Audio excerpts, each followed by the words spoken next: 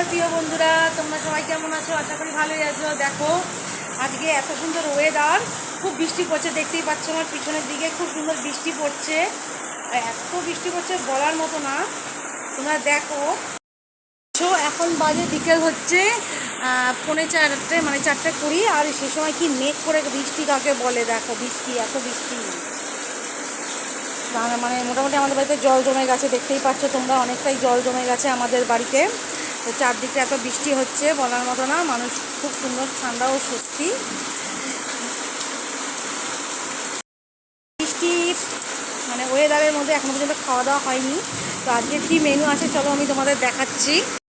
এই ওয়েদারে হচ্ছে আমাদের বাড়িতে মেনু হয়েছে ভাত, কলমি শাক ভাজা, পটল কুমড়ো আলু দিয়ে একটা চচ্চড়ি, সর্ষে বাটা মানে শস্য পোস্ত দিয়ে পটল ভাপা, আর সাথে আছে সোয়াবিন।